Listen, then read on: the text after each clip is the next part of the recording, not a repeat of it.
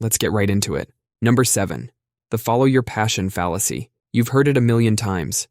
Follow your passion and you'll never work a day in your life. Here's the thing. Following your passion for career advice is like asking a goldfish for hiking tips. You know what you're passionate about? Scrolling TikTok in bed and perfecting your nacho recipe. Good luck monetizing that. Most people are walking around feeling like failures because they haven't discovered their one true calling. Newsflash. That magical moment where the clouds part and your destiny reveals itself? It's not coming. You want to know when passion actually shows up? After you've gotten ridiculously good at something. Nobody's passionate about stuff they suck at. You think Beethoven was born loving piano? No. He practiced until his fingers bled, then fell in love with it. Here's what actually works. Pick something useful. Something people will throw money at you for. Get scary good at it. Watch as competence turns into confidence. Confidence into enjoyment. And boom. There's your passion. Showing up fashionably late to the party. Cal Newport nailed it when he said forget passion. Build career capital instead. Because chasing some vague feeling will leave you broke, job hopping, and explaining to your landlord why your passion for interpretive dance doesn't cover rent. Stop waiting for passion to strike. Start building skills that pay. The passion will catch up when it sees you're going somewhere worth following. Number 6. The never go to bed angry conflict escalation. Picture this. It's 11 p.m. You're in the middle of a heated argument with your partner, and that little voice in your head whispers, "Never go to bed angry." So you keep going, and suddenly it's 2 a.m., and you're both saying things that would make a divorce lawyer rub their hands together. Your brain at midnight is basically a drunk toddler with a flamethrower. You're exhausted, your emotional regulation is shot, and your filter is gone. Completely gone. That wise advice about resolving everything before sleep? It's like telling someone to defuse a bomb while riding a unicycle. Sure, it sounds noble, but you're probably going to blow something up. Think about it. When you're running on fumes, even small disagreements turn into World War III. You misinterpret everything, take things personally, and suddenly you're bringing up that thing from 2019 that has nothing to do with who forgot to take out the trash. Meanwhile, sleep is literally your brain's reset button. It's like closing all the tabs on your computer. Suddenly, everything runs smoother. After a good night's rest, that earth-shattering argument about the dishwasher, turns out it was just about the dishwasher. Sometimes the smartest move is to say, "Hey, we're both tired. Let's sleep on this and talk tomorrow." That's not giving up. That's choosing not to burn down your relationship at 2 a.m. because someone forgot to buy milk. The morning version of you is calmer, more rational, and way less likely to say something that'll haunt your relationship forever. So yeah, sometimes going to bed angry is exactly what you should do. Number 5. The fake it till you make it imposter syndrome fuel. You've heard it a million times.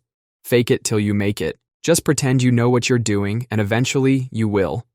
Sure, putting on a brave face for your first day at work can help you push through those initial jitters. But here's the thing. Turning this into your life strategy, that's like building your house on quicksand while telling everyone it's concrete. You're sitting in that meeting, nodding along like you understand the quarterly projections when you can barely spell Excel. Your heart's pounding. Sweat's building. Every question thrown your way feels like a grenade with the pin pulled. That's not confidence. That's a panic attack waiting to happen. This constant performance, it's exhausting. You're not just lying to your boss or your colleagues. You're gaslighting yourself into believing you're someone you're not. And that little voice in your head, it knows. It's screaming fraud every second of every day. Think about it. Would you want your pilot faking their way through turbulence? Your surgeon winging it while they're elbow deep in your chest cavity? Yeah, didn't think so. Here's what actually works. When you don't know something, say, "I don't know, but I'll find out." Revolutionary, right? Build real skills. Ask real questions. Make real mistakes.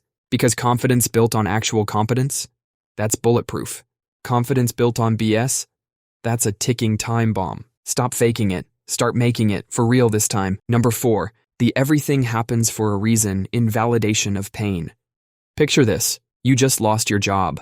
Your relationship imploded. Maybe someone you love is gone forever. And here comes your well-meaning friend with those 5 magical words, "Everything happens for a reason." Yeah, no. This phrase is emotional gaslighting wrapped in a motivational poster. When you're drowning in grief or rage, being told there's some cosmic purpose to your suffering is like getting punched while you're already down.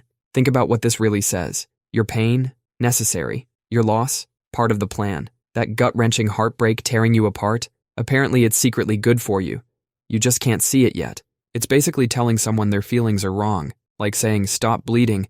That knife wound is actually helping you grow as a person." Here's what this toxic positivity actually does. It slams the door on real emotions, makes you feel guilty for being upset, pushes you to pretend everything's fine when your world is on fire. Even worse, it kills your motivation to fix things. Why fight to change a bad situation if it's all meant to be?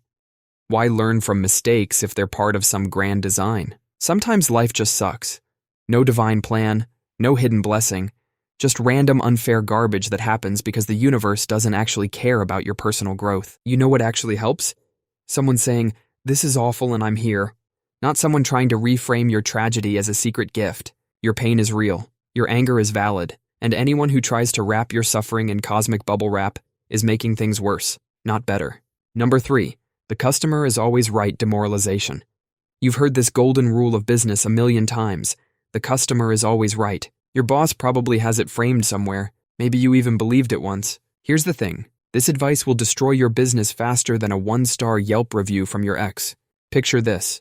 A customer walks in, demands a refund for a sandwich they ate 3 weeks ago, and starts screaming at your 19-year-old cashier about how the lettuce looked at them funny. According to this rule, you're supposed to smile, apologize, and hand over the money. You know what that tells your employees? That they're worth less than someone's temper tantrum, that their mental health comes second to keeping every single lunatic happy. And trust me, word spreads fast. Once people know you'll cave to any demand, you become a magnet for scammers and professional complainers. They'll milk you dry with fake complaints, bogus refunds, and demands for free stuff. Your good employees, they'll quit.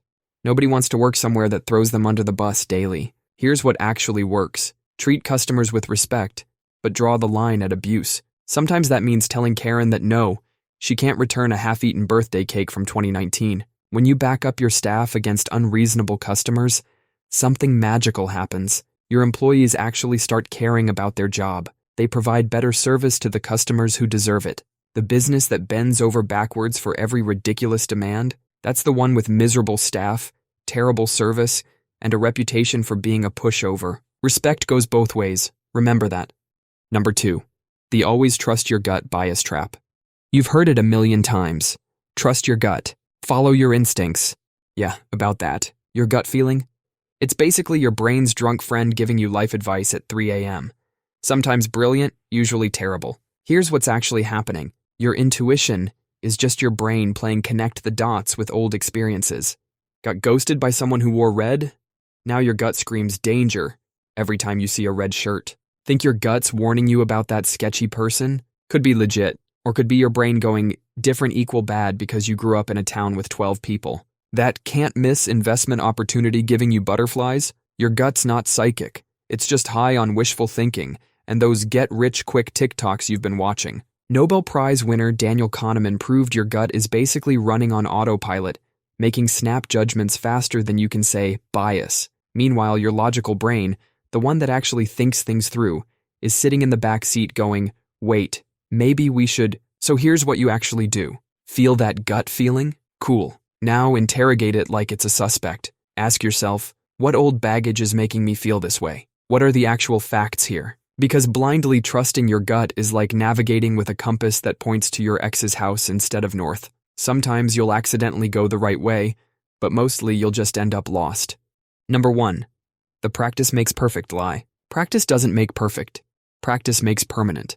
Imagine spending hundreds of hours practicing something only to find out you've been making yourself worse the whole time. Take someone learning guitar. They practice a song for hours every day, but they're holding the guitar wrong. Every time they practice, they're not getting better. They're just getting really good at doing it wrong. Their fingers learn the wrong positions.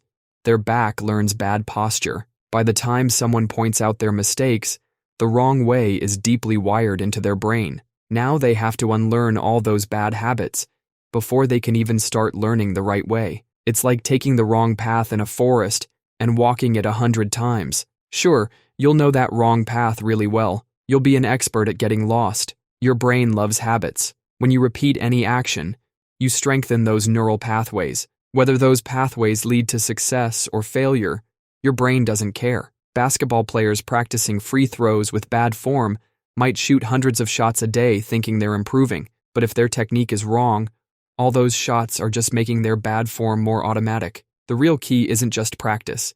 It's perfect practice. That means practicing with intense focus and constantly checking for mistakes. That's all for today. I'll be making similar videos in the future. Subscribe to see them.